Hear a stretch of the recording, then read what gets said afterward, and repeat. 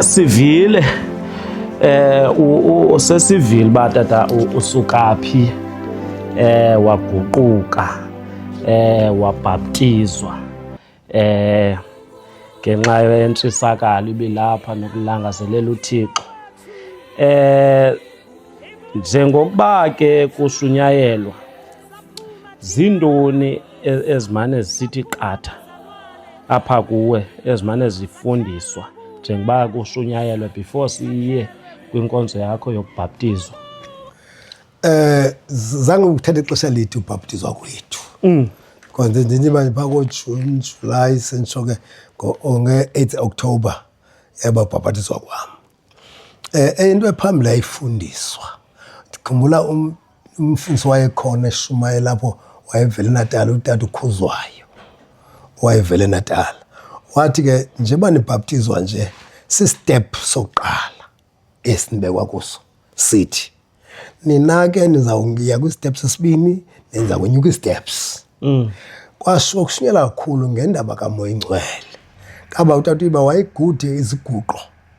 Sasiqala ngo-10 siyophuma ngo-4 ekuseni. Qho ngemiqgibelo singena ngo-10 sophuma ekuseni ngecawe ngo-4. Okakhulu ke sasizilisukudla.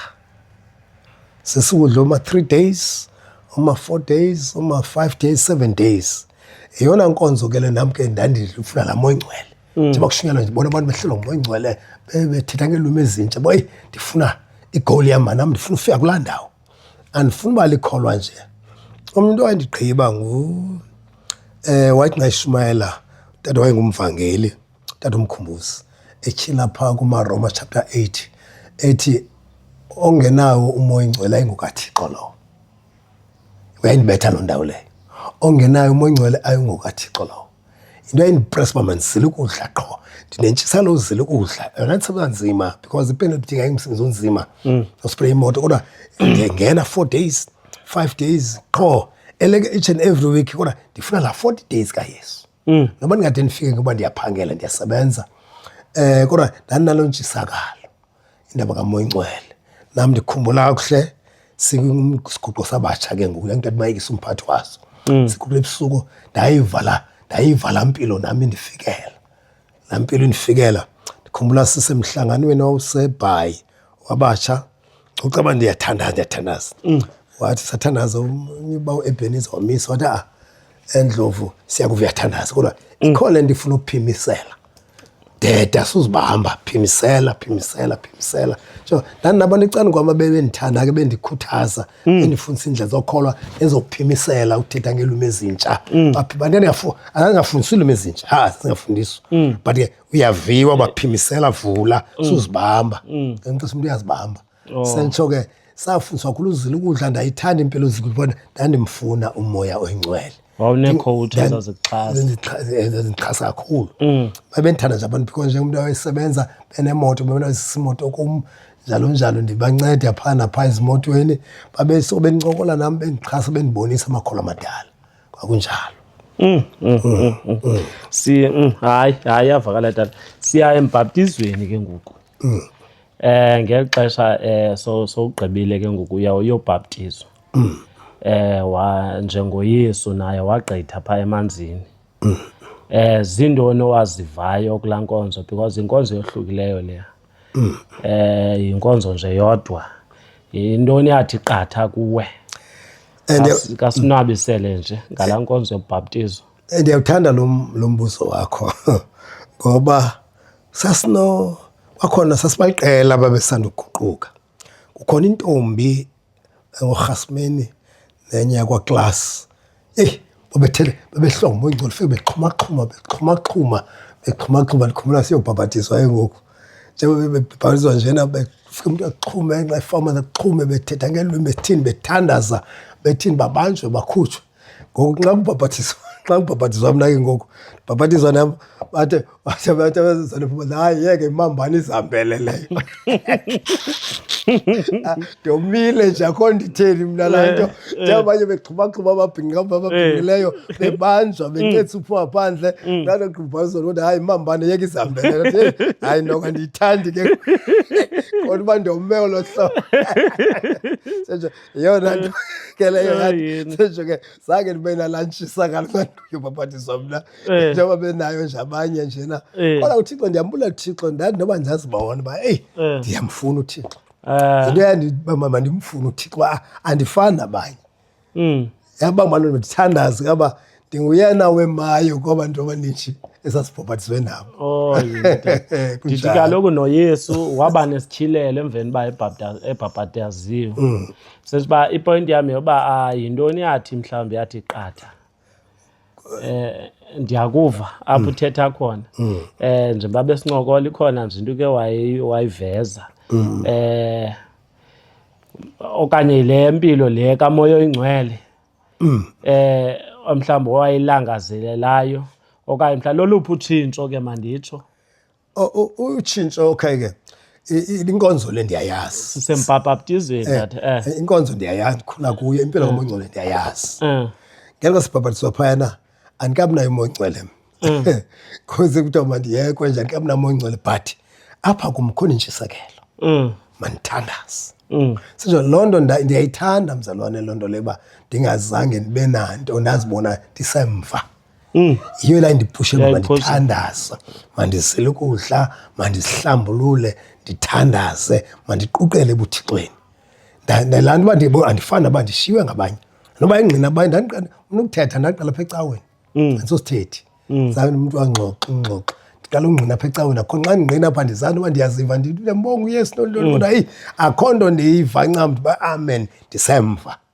Zezo nto zandincedileyo ezo uba ndimfunisise uThixo ndide ndive into till de kufikela langa ndithi ewe ndiyayiva ubumandi ndiyayiva into ethi mandisele ukudla ndiyayiva into ethi mandithandaze ndiyayiva into ethi mandihlambulule noba kwabikho nto ndithi ncam kodwa ndibulela langa ke sendingokuse umhlangano wabatsha sihlangene phazi bababhenisa sithi mzalwane ikhona into ongeneyo phimisela.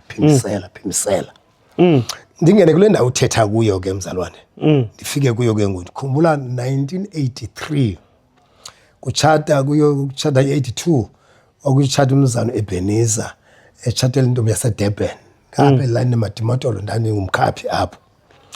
Ngonxa sibuya ke ngoku ndikho into ethetha nam ngaphakathi ethi lento mandikhethe kwinto ezi4 eliphi uhlobo lokholo endifunayo. Kwinto ezi4 le into yathetha nam ke leyo. I think ngizaphendula umbuzo wakho ngoku.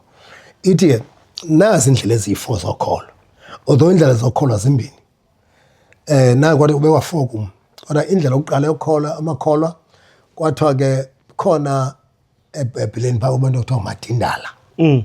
Amadindala ngabantu abangakwazi ukuthandaza esiXhoseni ngamaqaba. Nokuthi makuthandaza ukutya ndiyazi into yokuthandaza. Kodwa bethetha ngabo kodwa amadindala ke eBhayibhelini. Kodwa ke amadindala ke ngala athengwa nguJezebheli ba atyhola uNabothi. Wona noba liyaxoka idindala noba libulela umuntu liyesogwe nje straight. Akho nto ixosa because alinasazelanga ngokhona. Kodwa ke esibini into ngamagqobhoka. Amagqobhoka ke ngabantu abafundileyo bayathandaza nxa bezawudla kuyathandaza nxa but abahambi icawe. Banentetha abayithethayo ethi le ntetha what says uba ndihamba icawe because abantu abahamba icawe bayatshaya banamantombazana rather mna ndenza izono ndingayayi icaweni. Ibuzwa kumlondo leyo. Ayishunyayelo lithethwa apha kum ithetha apha phakathi kum. Eyesithathu kwathiwa ngabantu abahamba icawe. Abantu abahamba icawe bakhona abashayayo nabaselayo. Khona umuntu utata umvangela nobizwa ngophi icawe wapha kuthi wayezitshayela nje inqawe yakhe. Kodwa umvale ishumela kamande fakhola. Benawo namantombazana benza yonke izinto ezo. Kodwa le aba besithathu. Abesiqala ngamadindala, abesibini ngabantu abangahamba icawe kodwa bekhola ngamagqobhoka. Abesithathu abantu abahamba icawe, abantu abahamba icawe kodwa bengaziyekanga izinto. babhloka le abesibini bathi ngwasithi bandibheka ecaweni nabona besenza into ebheka ecaweni rather ndidla izolo mina ngabheka ecaweni kodwa ke abesine ngabantu abantu banevangeli ekwakoti iBhayibhile lapho ke phaa kwisikumkani izikumkani zesibini soqala apho uAmnoni wangena uThamara endlini uAmnoni wavela wasigulisa xa ebuza utatomncinci wakhe umntoni nasika wathi hayi mntakwethu wathi hayi ndikhanuka udade wethu uThamara wenza icebo weza uThamara kwathi wenza amaqebengwana wanxedla wamhlwenga uthi uThamara phulaphula mntakwethu ayenziwa lento kwaSirayeli kodwa unazi uAmnoni wamoyisa wambamba wamdlwengula waphuma sengentomazana ngoku selelwe indoda uThamara kodwa ke livangeli lesine amakholwa athi uYesu uyasindisa uYesu uyanceda kodwa xa efika endaweni ezithile athi bengenakunceda noThamara zange wathanda bengenakunceda wadlwengulwa Amnoni kodwa elesihlanu nantsika inkolo kodwa mandikhethe kwezi nkolo ziyi-5 ehlanu inkolo uJosefa ufika kwaPotifaro inkosi kaPotifaro ithi kuJosefa mayilale naye athi uJosefa phulaphula nkosikazi ngekhe ndone kuThixo ngekhe ndone nakubantu ngekhe ndone kubantu ngekhe ndone kuThixo thale nkosi yathi nxa imdlwengula yambamba njengoba uAmnoni wabamba uThamara njena wamehlula balala but le nkosikazi kaFaro kaPotifaro yambamba uJosefa Josefa axola ushiya labhatya abaleke naye noba uJosefa wakhala nkosikazi ithi ndidlwengula uJosefa abanjwa uPhitholo uTolongolo uPhosifo kodwa wabaleka wayenza ingozi wabaleka nesiqu sakhe kaba uThixo wathi noba ungefika etrongweni uJosefa njena wangena noThixo wakhe khange uhluleke phaa ngaphandle zizinto ke ezo mna uqala ukuthetha kwentetha ke ngoku enika mna istand sokuma ndikhethe iphi inkolo ndathi xa ndiphela hayibo kaloku sendikholwa ngoku awukhe uba ndikhethe into engafuna ubheka ezulwini imini yam funa ndibheka ezulwini sendikholwa ngoku ngondikhetha le kaJosefa rather ndibaleke nam uxolo tata bendicela imnandi le kaJosefa tata ndicela sibuyele phaa kuThamara ucinga uba uThamara ebenalo i-chance yoba makaphuncuke njengoJosefa okanye kuba ke ebengumntu obhinqileyo ebenayo i-chance sakangakhala kanti ubhinqileyo imandla yomuntu obhinqileyo kusekukhaleni khwaza abantu ngamandla omuntu obhinqileyo akanamandla physical but unamandla emlonyeni wayenokukhala athini adlokova athini adlaka awe phantsi azirole phantsi ekhala uthi zange amgrogrhise mhlawumbi sentsho noba wamgrogrhisa but asizive eBhayibhileni zinintoni means awazenzayo siyabulela tata uthi wakhetha le yenkolo kaJosefa ndakhetha le kaJosefa beside noba zithini uthi awuboni imeko yoba ungamona uThixo noba phantsi kweziphinqa uxinezelo okanye inxwaleko uzawunyaniseka kuThixo phakathi kwabantu nakuThixo so wayibamba loo nkolo tata ndayibamba loo nkolo phulaphula ke le mbuzo ubuzayo umkaPotifaro wamtshola uJosefa ngoba lokhu uyazi utyhola ungenzanga nto but akusolange nje wena uwine uThixo ebantwini abakwazi ubawina abantu because ngento bayiva ngomnye umntu uba ungakwazi uwine abantu but uthi angeke ndone ebantwini ngeke ndone uThixo noba umfazi kaPotifaro wayeyazi uba yikho le nto but noPotifaro uthi xa yincini uJosefa amen akenzanga nto lo mfana but andinakwazi ukukhola lo mfana ngaphezu komkam rather ndiwele kumkam iphinde ibe phaa ke ngotata uyabona between ke ngokumtshato wakhe noJosefa wabona uba no le kaJosefa ingaphinde ibe right ewe uJosefa wabaleka naye uJosefa wabheka etrongweni Thixo wangena etrongweni nalapho Thixo wamphakamisa nalapho Thixo wamkhupha uJosefa wabuyela kulaa Potifaro uthi Potifaro ke kujonga ngoku umkhulu kunam awamkhulu uJosefa kunoPotifaro kodwa nje umkhulu ngokunam ngoku uthini ngenkosi zam uJosefa hayi ndandizibasana sikapha nxa ukholwa awuna revenge abuyiseli bubi ngobubi hayi waba noxolo noPotifaro nenkosikazi yakhe laa nto ubuJoseph bengenzanga nto yavela uba nyhani bengenzanga nto. Uthi ke ngoku le nto ingumtshato tata ngumthetho mos because ke uthi ke uPotifaro wenza isono because of ndizama uthina andithi usemtshatweni uPotifaro uPotifaro wenza isono ngokubamba inceku kaThixo ngenxa ebefuna uhlangula unantsika umtshato wakhe.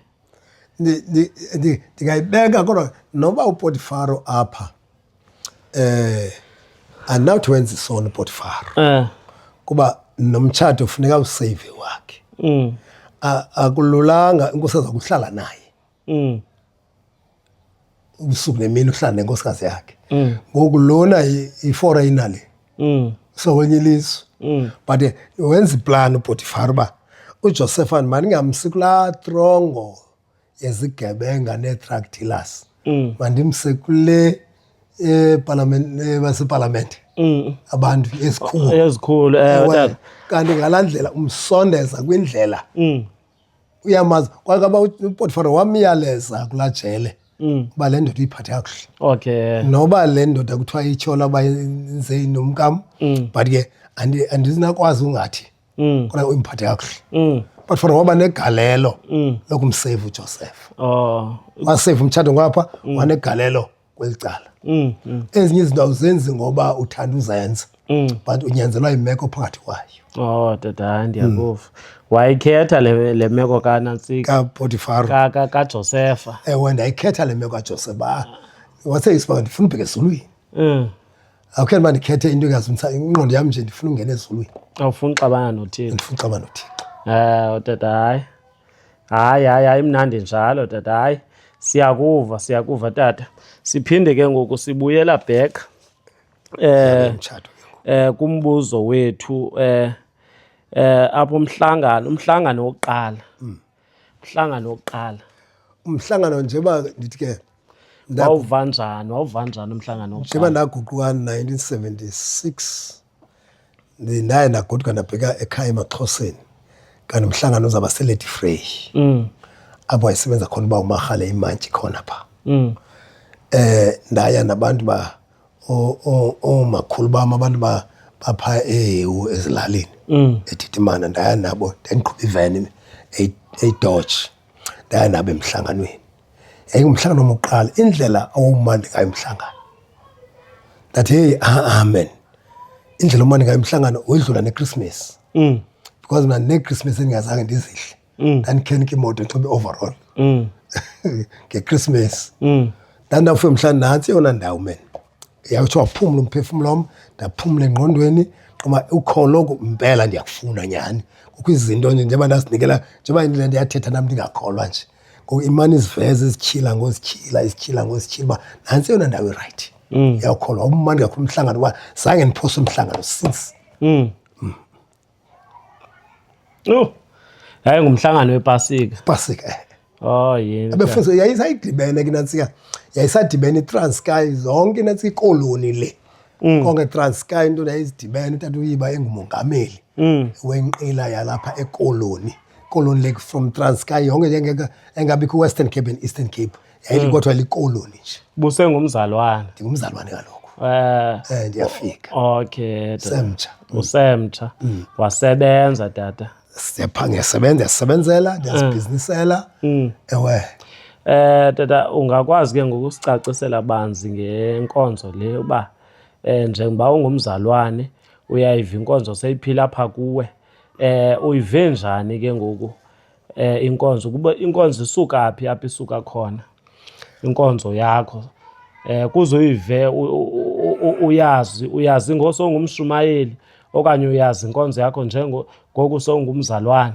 Inkonzo le yami iAfrican Gospel Church andiyazi ngoba ndingumzalwane njengoba sisikhulela kuyo nje. Kwakusuka abantu baseDurban utata uMseleku besuka eDurban ngapha nabanye ke Aaron Dlamini babexelwa ndibazi ke mna ke Aaron Dlamini bawutyhali ke yayingowayelapha eKomani loxeshelo beza ndiyazi besuka eDurban andikayi ke mna eDurban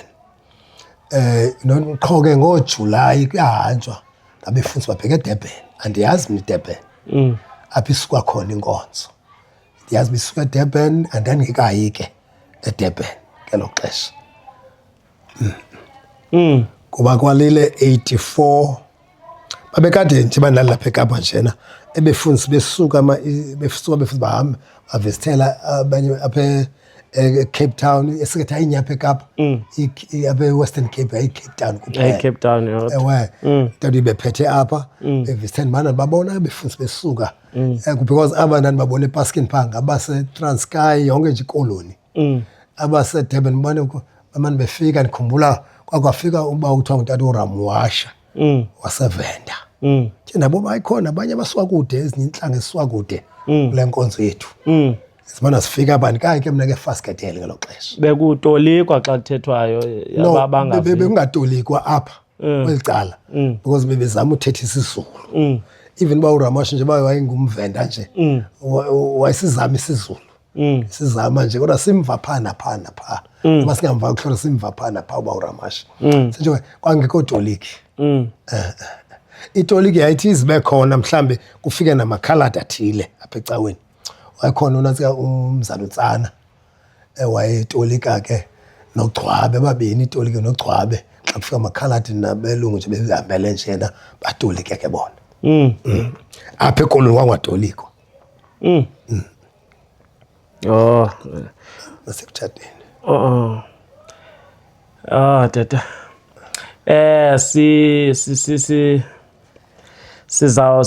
siyaqhubekeka ngawe mna ke tata bendicinga mhlawumbi awungena banzi apha enantsikeni enkonzweni iAfrican Gospel Church uyazi njani uba uva uba isuka phi xa nosenje usixelele ngayo ungakwazi iAfrican Gospel Church okay ngokumlando wayo ngoba nawo umnintsha umlando wayo ndikhumbula mna ndiye eFaskedel ngo-1982 qala kwami eFaskedel ndandihamba nge-High Ace ndandincula kuthiwa High Ace ndicula ndihamba noBawumbali engumzalwane no Sis Anna Genu no Mama Doris owayesuka eNatala yena kodwa lapha eCape Town nomnye akonosisi kwakwakhe igama kodwa ifani yakhe ndilibele nje igama lakhe sasibahlanu se-High Ace sofika eDurban wakude ke eDurban ithi sizayihambe sibuza sofika ke ndafa umhlangano omkhulu apho othatha 2 weeks 2 weeks uveke sibini ke umisa itente ke enkulu na 6 poles itente enkulu kuyagcwala qho nalapho ke ndaqala uye emhlanganweni apho ke ndawubona umhlangano indlela omkhulu ngayo usuka eDurban noba ke andikaqala imlando wayo ke njalo senjiwa uyazi ke sendifika eDurban okwesibini uqala kwam uhamba kumhlangano wabatsha kaNational ndikhumbula kumhlangano wawuseBhayi utata uMxhunyelwa yayingu-general organizer we-African Gospel Church jikelele Tatuyiba wathi masiyeni ke sahamba ke sihamba la High Ace yam ukubheka eBhayi apho ndabona apho umhlangano wendlela omkhulu ngayo wabatsha awashunyelwa apho abatsha bengashumayeli nabefundisi nabazalwane beshumayela nyana apho ndawuthanda from usuka ngoko ngo-1982 ya ndiye 82 eFaskedel ndaye 82 kumhlangano wabatsha